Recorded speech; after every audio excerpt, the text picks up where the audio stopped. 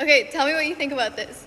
Girls are only friends with guys they don't find attractive, and guys are only friends with girls they find attractive. Think that's right? Yeah, I think that's right though. So you're basically calling yourself ugly because we're friends. Men are only friends with girls that they are attracted to, and women are friends with guys that they're not attracted to. This is what's throwing the dating dynamic out, and this is why guys hate getting in the friend zone. It's because women are only going to surround themselves by guys that are already manipulated by their beauty. I tell men all the time, you'll always see the prettiest girls telling you they want to be a lawyer, they want to be a doctor, they want to be a businesswoman, they want to be strong and independent. They're always talking outside of their intellectual level because women surround themselves with guys that's going to let them be right all the time. When it comes across the guy that they like, it's hard for a woman to be friends with him because she's constantly attracted to him. Your name? Isaac. Isaac. What do you rate me out of 10? I'm happily married, so I would not rate you. So. Okay, so if you had to rate me, if you didn't have a wife, come on. I'd be a 1. It's a little desperate, that's why. So. Women think just because you can fool a certain type of guy that every guy is going to fall for it. As men get wiser and men get older, they're able to look at a woman and determine if she's good or not. When they're young and they're just learning about women, men can easily be manipulated. But when men reach a level of maturity, it's pretty much hard for a woman to outsmart a man with her looks. And this is what's wrong with the modern woman. They have bloated egos. The most important person in my life is my wife, so she's number 1. Actually, now the women that I've come across have been much different than the women I had before. All right, this guy just had surgery overseas to grow 7 inches taller, and now he's talking about his results after. What do you mean different kinds of women? The class of women I met before the surgery were not necessarily on the same level of the class of women I'm meeting now. As far as what they do, their occupation, overall appearance, those things. Interesting. So you think you've pulled badder women since you've gained some height? I don't think, I know. Wow. I absolutely know for a fact. Interesting. Okay. Maybe that'll work out for you guys. I don't know if changing your height is going to get the women or not. Maybe changing his height change his confidence level, but a lot of guys that I see that have all the women and the money are typically short. Anyone of y'all got tattoos? Yes. No. You got a tattoo? Just one. This your baby daddy? Just one. He real rich. Yeah, what? He's real rich. He asked if any of those girls had a tattoo of a man on them. She says, yes, I do. Then he said, who is it? She said, he's a rich man. That has nothing to do if you have a tattoo. Let's get to it. What? Did I ask you that? Resting him a little. If your appearance is your largest asset, you're gonna do some whole shit. You see, the most expensive thing we spend is time. The biggest punishment you can receive is time. That's true. You can take the time with you. Power means the same thing. Anyone of y'all got tattoos? He's absolutely right. Time can be taken away from you for making silly mistakes. But when it comes to this girl, when you just value a man's money over why you're doing stupid stuff, just like 50 Cent said, if beauty is all you have to offer, then yes, you're going to end up always doing stupid stuff.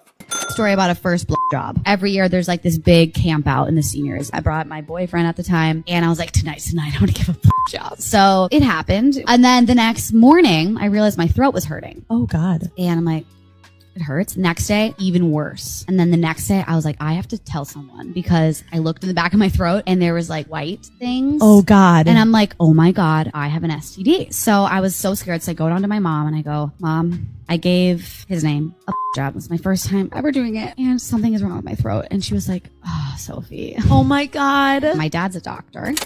Just so you guys know, a lot of mother and daughter will have these type of conversations. This is why when you see mother and daughter out in the streets and they're best friends, they're going everywhere together, they're dressing alike, they're starting to really look like they're really close, but none of them have a man. It's because typically they're for the streets and they keep each other in the streets. But in this situation, she's talking to her mom and her dad's a doctor.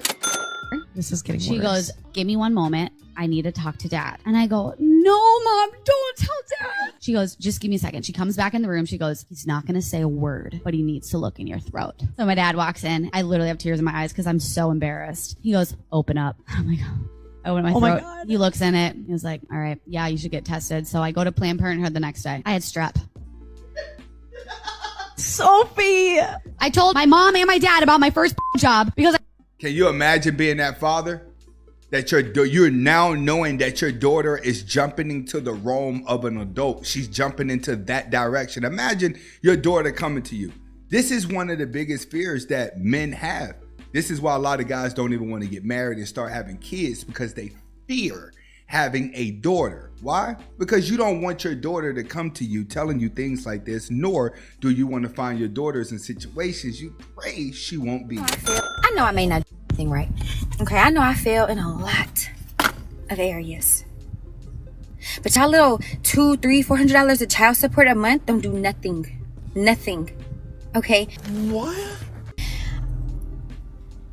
It don't help me pick up the kids. It don't help me drop them off. It don't help me rest. It don't help nobody take care of the house while I'm sick.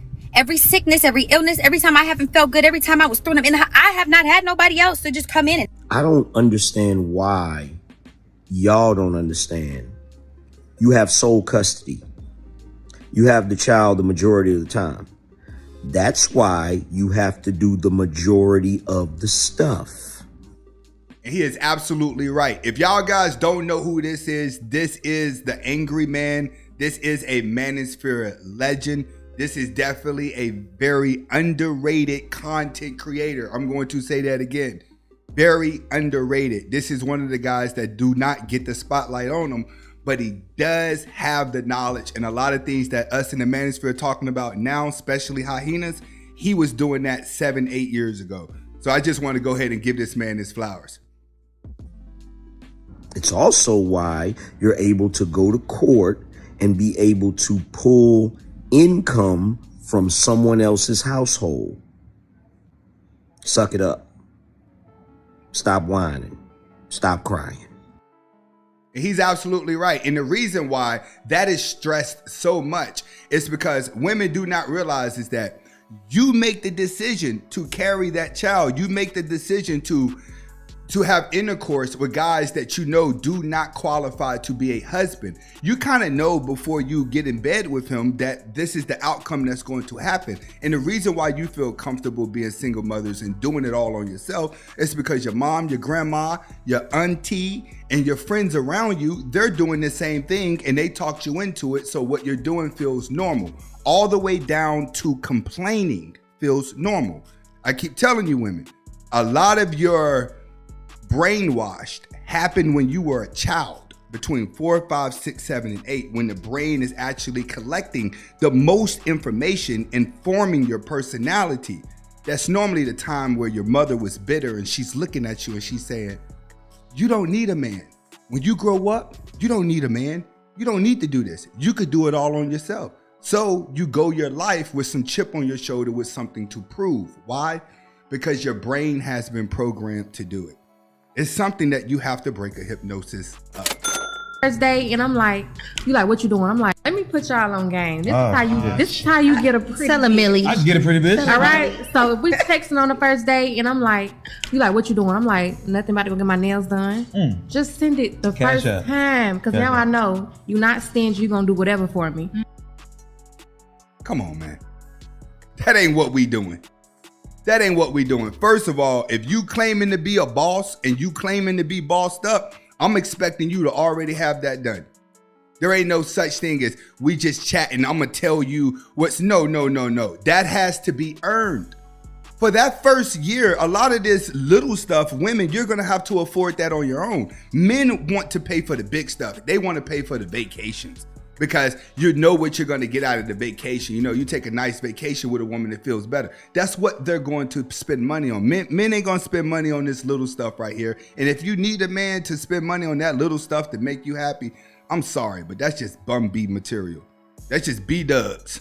If I say, oh, are you hungry? You know what I'm saying? That's easy, but that ain't number like couple $100. Like, my nails easy. and my feet together is $350. Period. Yeah.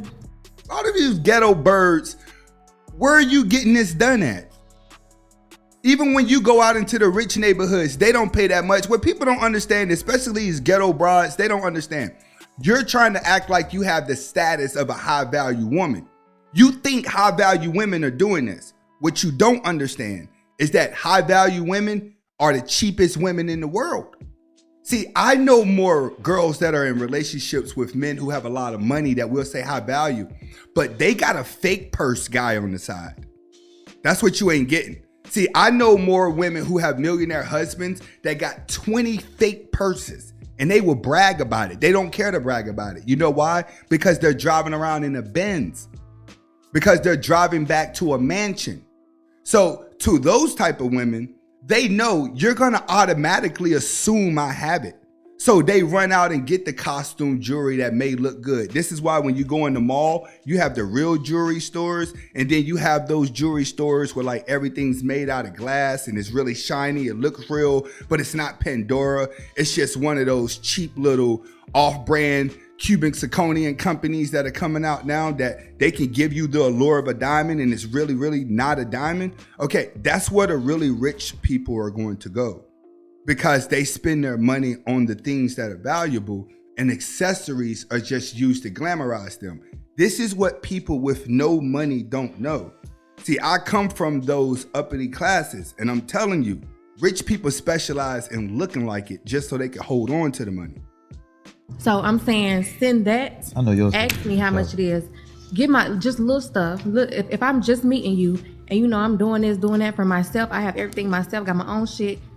Handle the small shit first. Then I might take it easy on you. Easy. But you automatically think in your mind like, oh, this nigga a trick. I got one. No, not all the time though. Okay, not a trick, but okay, I got one of these niggas that I'm gonna milk.